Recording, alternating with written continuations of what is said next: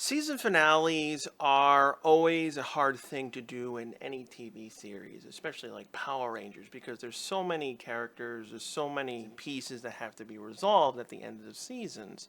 And I wanted to look at all the season finales of Power Rangers and try to narrow down exactly which ones are the worst ones out of all of them. Now, a few of them you could probably guess, but I wanted to look at it as how bad does the season finale affect either the season it came from, the universe itself, how neglected did the characters get, was it rushed, things like that. So while there are weak season finales from seasons that we don't like, or like what MMPR did, having standalone episodes as season finales, those are annoying as season finales, but they're not bad episodes, they're just standalone episodes, so I won't be counting them. What I'm really looking for is what really hurts the season, what really hurts the characters. So I whittled it down to 4 entries, and a few of them might surprise you. Good as gold. Now, this one I had to include for many reasons. At this point in stage, there was the Turbo, a Power Rangers movie that was coming up. And we all know that the Zeo powers just get neglected in the movie and don't really get any explanation of why they go from the Zeo powers to the Turbo powers. Yes, I know there was material that was cut from the script, but if this was handled better, this should have been set up in the season finale of Zeo. The season finale was filled with so many things that it really couldn't do a proper setup for the film. Now, I do like the aspect of them resolving the whole Trey of Trayforia, Jason having the Gold Ranger powers. Yes, Jason was temporarily holding on to Trey's powers. Now it was affecting him and he was going to die. And that's a big thing for a season finale. But the problem is that this is just one episode, which was very strange. We have this huge big deal of bringing back Trey of Trayforia, the triplets, Jason's potential death. And this has to all happen within one episode? Why wasn't this set up within the 2 episodes? And I understand that there were a lot of things going on behind the scenes where initially they were going to do something and it just didn't happen. But it's just a compounding problem of the movie doing that and the season finale of Zeo doing that. And on top of it, they decided to do an entire US filmed finale only, where even the Zord footage, which was just them, becoming big in the final fight, and it wasn't good. So not only did you have the Jason storyline that had to be wrapped up in this very rushed way, instead of actually having this be set up initially in part 1 and then resolving it in part 2, it's all crammed here. But then we have this final fight of the Zeo Rangers and King Mondo as giants. Now, again, Power Rangers is not really good at filming the giant robo fights, and I understand that sometimes you cannot use the Sentai footage finale because it just goes in a completely different direction and it doesn't work. But use what you know. Have King Mondo fight the Rangers one-on-one at regular size. Maybe if you wanted to do something special for the Zeo finale, you would have had Trey give them a special weapon that was able to defeat him. But they decided to go in this whole, Trey has the ability to make all people grow and fight giant, which, okay. Because it was such a lackluster finale, it didn't feel like a great way to end Zeo. It just felt like a standalone episode happened. King Mondo gets killed and they're all laughing at ha ha ha this, and it has no link up to Turbo, which is the biggest problem. If they had thought, maybe we should set something up so that we can deal with the Zeo stuff in Zeo and then focus on Turbo in the movie. For example, we want a proper conclusion. We want King Mondo killed and remove the Machine Empire. Why couldn't they have it so that just how Zeo started, the crystals being together as one, being separated into the Zeo powers, why wasn't it in the sense of we reform the Zeo crystals, which strips them of their Zeo powers? However, Trey is there to help them focus their energies into the crystal. He allows them to reform the crystal and unleash a final attack that actually kills King Mondo and the Machine Empire once and for all. I think that would have been a much better way to resolve the Zeo crystals. Now, would it have been more annoying to fans? Yeah, because the Zeo powers are supposed to get stronger as they go along, and we would have lost him, but I'd rather have the powers lost for a good reason rather than just have the powers just disappear and not really get any explanation to like what happened. Why did we go from the Zeo powers to the turbo powers? Like, so we had this compounding problem of failures when they could have actually set up something really good. Imagine Zeo ending on a cliffhanger that had to be resolved in the Turbo movie. You would have been annoyed, but then it would have pushed you to see the Turbo movie. But nothing links up and everything feels disjointed. Crown and Punishment. Crown and Punishment will probably surprise a lot of people on this list. Why would I pick this season finale above like every other season finale that could potentially be like, lackluster, boring, because of the way it was executed? Now, I don't like Operation Overdrive, but that doesn't mean I like seeing all the characters being mishandled. That's not fair. And Crown and Punishment was just a really bad insult in so many ways. What really annoys me is that there was a lot of potential in Mac's storyline. It was something that I was surprised to see because, we were so annoyed at, Will constantly quitting, the characters rarely ever getting used for the most part. Rose didn't get really anything done. Ronnie didn't get anything done. Everyone hated Dax because all he did was just jokes. And we had this interesting storyline where Mac finds out he's a robot, and it was something out of like what you would see from Dino Thunder. And it was just like, yeah, he would act like that, where he would resent his father because he didn't tell him the truth. And we had this big resolving moment of Max, finally understood why Hartford did what he did. He didn't do it out of malice. Hartford would have probably had told him at some point, but he was also thinking about it from him as a father perspective. If I tell him the truth, I basically hurt my son. That's the irony of all this, is that, Hartford always treated him as a real person, regardless if he was a robot or not. So there was this really cool underlying thing, and Mac, because he finally understood that, and he did this ultimate sacrifice and died in Crown and Punishment, but because Crown and Punishment was one single episode, everything was resolved in this abrupt, fast way where nothing really could breathe. This should have been a two-parter. Not only just because it's a season finale. Season finales really should always be a two-parter, because when you just do a single one, you just don't have time. And it doesn't mean part one and part two. They could be completely titled different things, but they have to be initially set up in one other episode. Imagine if Crown and Punishment part one happened where Max finally realized, Hartford, really cared about him. He understood what it was to be human and his father's perspective. He cares about him. And he finally makes that decision. You know what?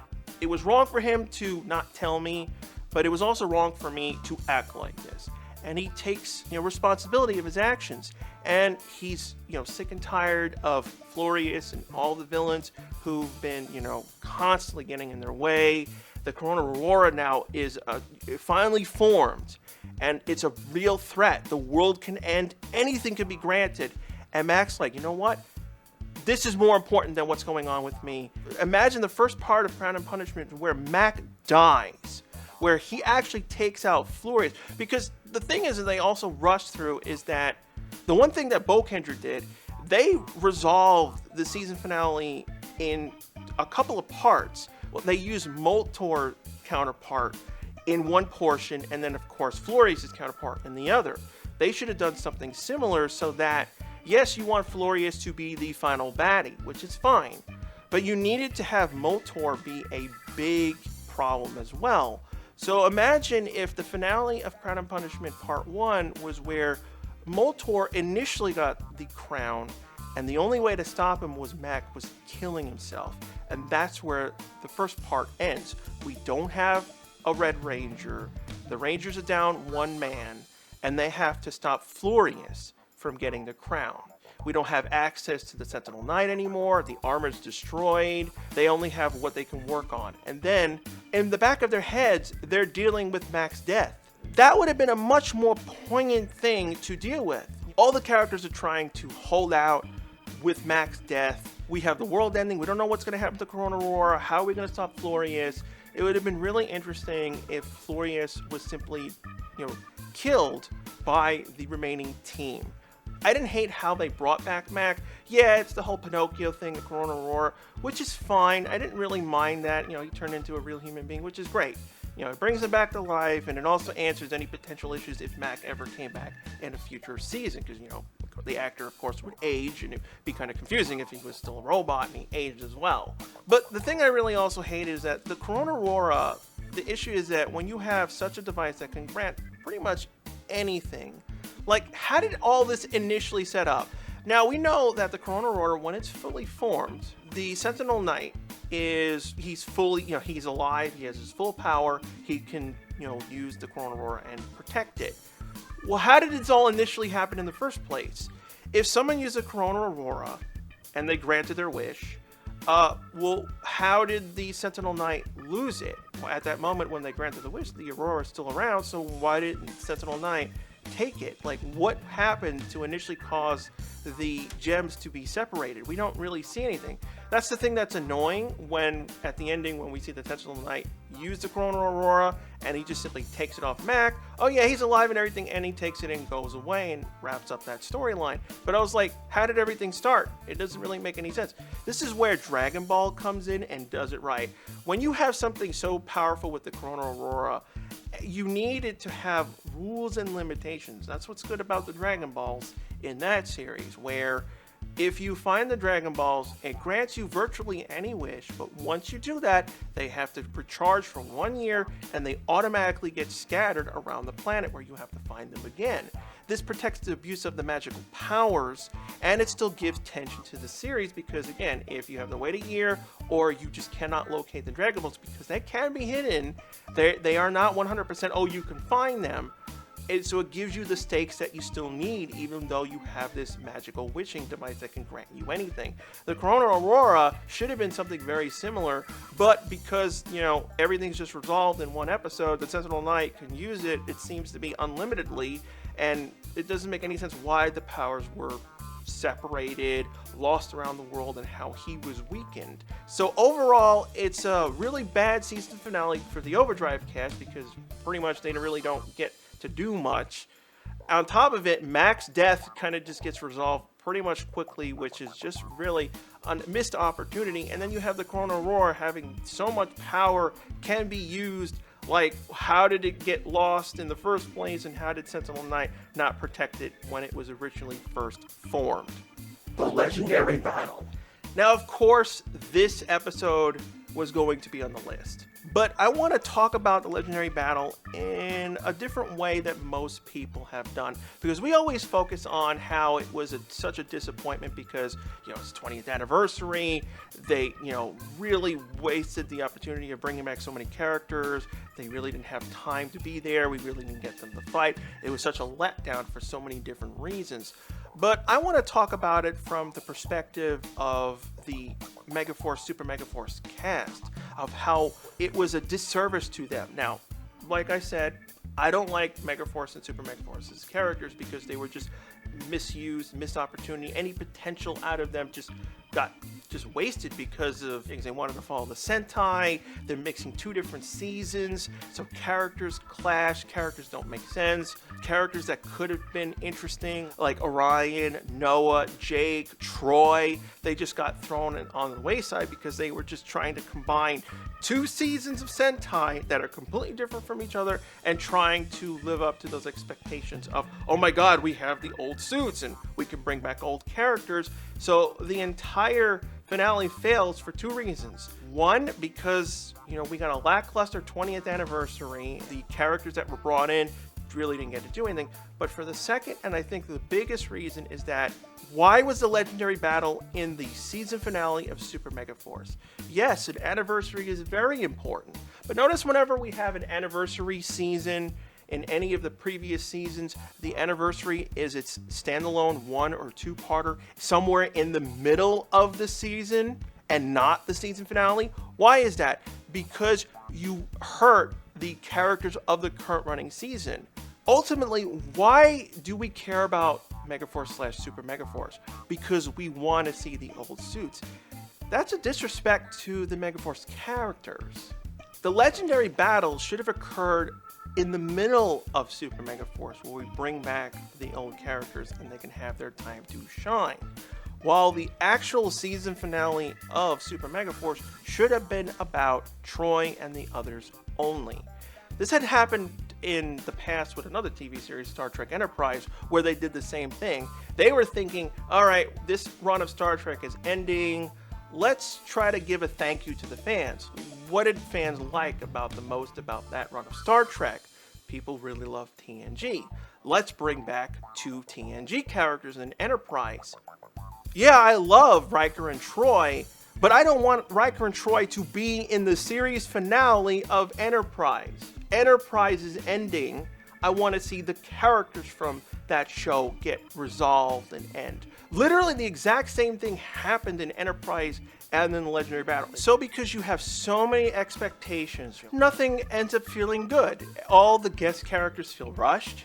Nothing really gets resolved. Normally, whenever we have a season finale, we usually get a coda where, the Rangers start to move on from their lives. Oh, yeah, I completed my, journey being a Power Ranger. Some of the season finales are very emotional.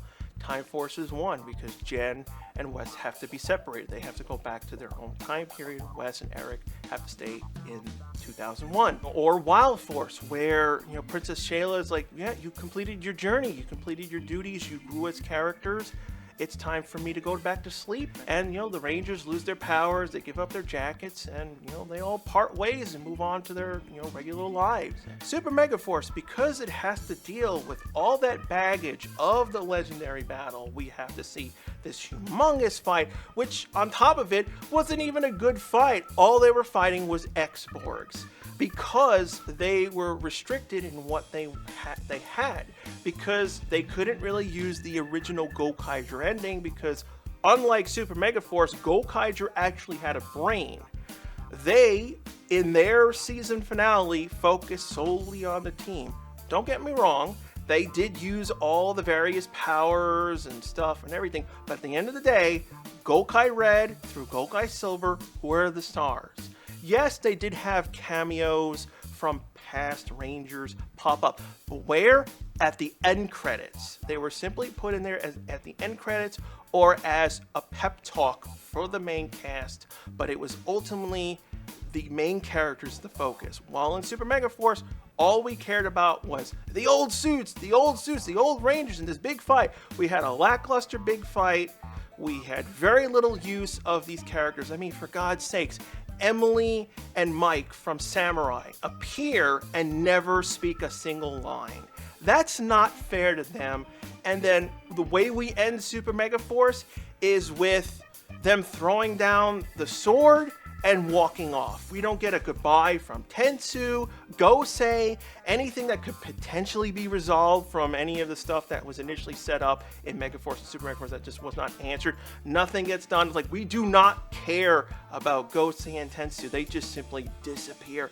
It is a very, very odd season finale if you think about it. And on top of it, it technically is a two-parter like it should be. Like, it's nothing wrong there, but it was just so much stuff that you expected, it just falls flat in every direction. The Legendary Battle should have always been its own one or two-parter like every other anniversary. It's a standalone episode within the season. It's not a part of the season finale. Every which way, it just failed. We got actors back, which again, I am grateful that these actors came back. I'm not saying, oh, I wanted every single actor. That's not feasible. That's not possible. I was not expecting that. But if you do have a set of actors come back, you have to give them their own screen time. End of Extinction. Now, I talked about the season finale in nauseam. I even made a specific episode just talking about the finale, so I don't want to repeat myself again. But the reason why I pick it as number one as the worst season finale is because all the stuff that happened into it didn't need to happen. And there are things I love about the season finale, but the problem is they didn't restrain themselves on what they had. Now again, this comes back to another MacGuffin that has magical abilities that can virtually do the impossible, and you have to rein those in. Now don't get me wrong, the Energems do have specific rules to them that restricts them from going back in time, but the problem is once those restrictions are over, you can go back in time as many times as you want, because even in the special episodes, the Christmas and Halloween episodes, they go back to the present whenever they feel like it, so there is no rules.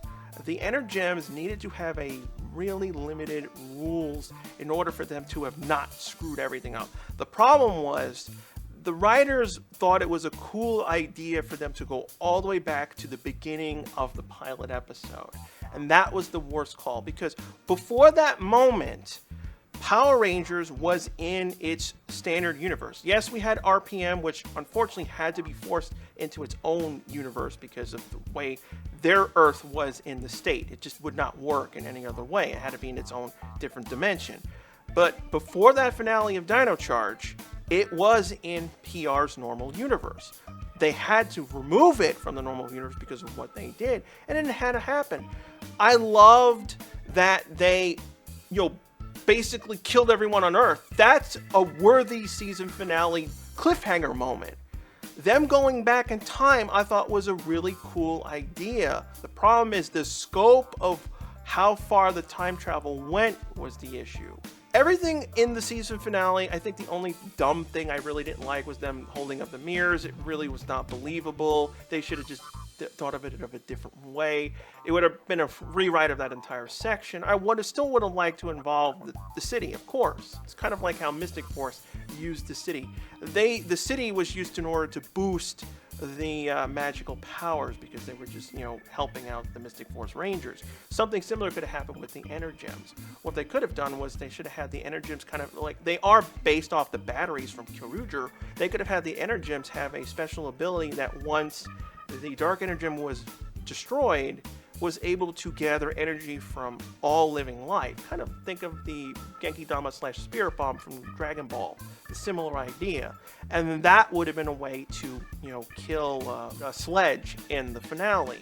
And I did love, like I said, the Earth being, sucked up into a black hole, and I like the time travel aspect. But what they should have done was restrict the time travel. The Energems can create a portal back through time, and of course Keeper is protecting the Energems because that's a very, very powerful tool. We've seen it in so many sci-fi shows that it can do a lot of damage, or in some cases positive aspects. All they had to do was limit how far they can go back. They didn't have to go back at the beginning of the first episode. All they had to do was go back an hour. Go back in the style of Bill and Ted. Use time travel to your advantage to rectify a issue, but don't go into the insane level of going back to the dinosaurs where they still live, because nothing makes sense. Even when they moved Dino Charge's universe out of the PR universe, it fixes the PR universe,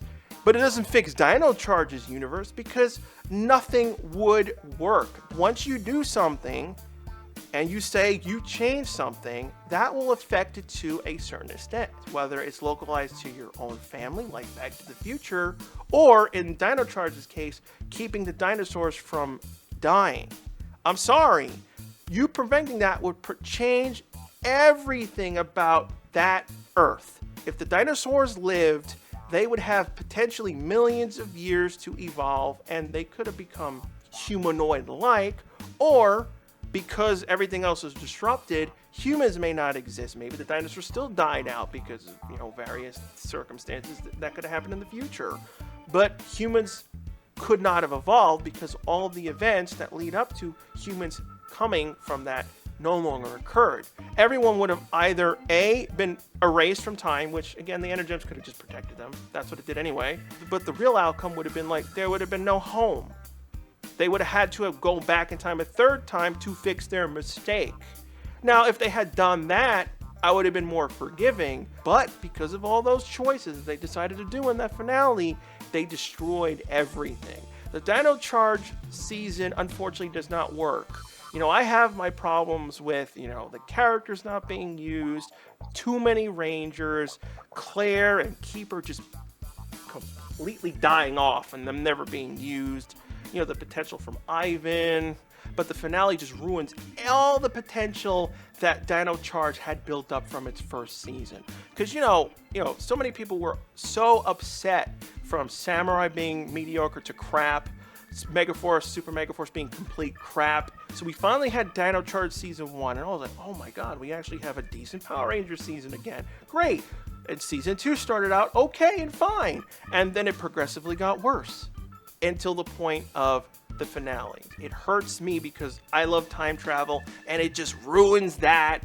The universe is all separated, and it just does not make sense, especially when they make lighthearted of it in the Christmas episode, where it's the one and only Christmas episode that was post finale versus it being a special that was supposed to happen before.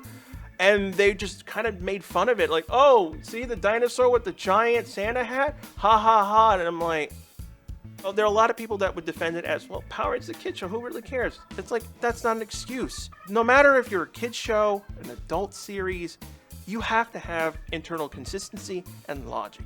If you choose not to have internal consistency, why should I care? Because if you allow broken rules here, who cares that this character died? I'll just say that they have revived.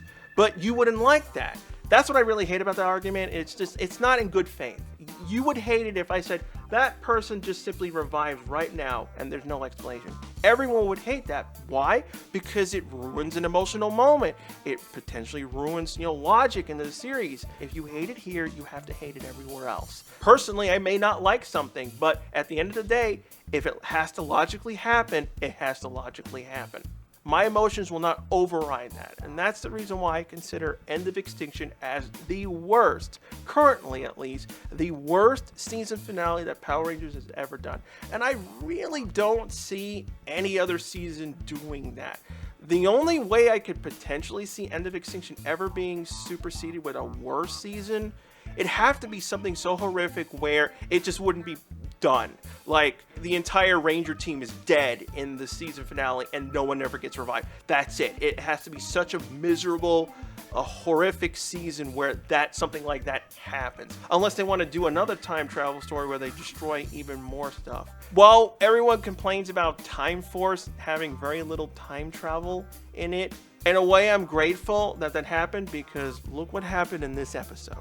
I said it before, it's very hard to do Power Rangers because there's so many rules and expectations, and very little limitations ever occur because from Japanese footage that you have at your disposal, the potential from characters, unfortunately there are season finales that drop the ball really hard. I think what really hurts me when I see these type of season finales is that the potential they had. Like, every one of these season finales had something that I did like. Jason potentially dying, Trey coming back and getting his Gold Ranger powers. Imagine if, the Zeo finale was a two-parter and Trey was able to be the Gold Ranger for at least one full episode and not, I'm losing my powers, I have to transfer it over to some character that, people care about more than me. Thinking about it more now, Mac was more human than all the other characters in Overdrive. We've complained about Rose getting nothing, Ronnie getting nothing, Will constantly quitting, Dax just being a joke. He was more human than any of the characters on the show, besides like Tyzon, because he's an alien. And then you have things like End of Extinction where it's all action, but no one gave a crap about the story. That was the problem. They came up with this really cool idea in the writer's room, and I don't like to insult people, but they came up with this cool idea, and they wrote it, and they just did not take one step back and like, gee, this is not really a good idea. What do you guys think? Do you actually consider other season finales as worse than these ones? Because there are, like I said, there are many season finales that, yeah, it was pretty mediocre, or they didn't resolve a thing that you would have liked to have seen, or, this is this weird, really cop-out finale, or it was just some things that just didn't make any sense. Like, there are people who complain about, like, Jack. His personality changed too abruptly, where, he was, gung-ho being the team leader, happy to be an SPD, then all of a sudden, like, yeah, there were a couple episodes in advance, but it felt too abrupt. There was not initial setup where it warranted Jack change. So him leaving the SPD could have been a problem for you in the season finale. If you have a suggestion for a topic you'd like me to cover, leave a comment down below and I may use it in next week's video.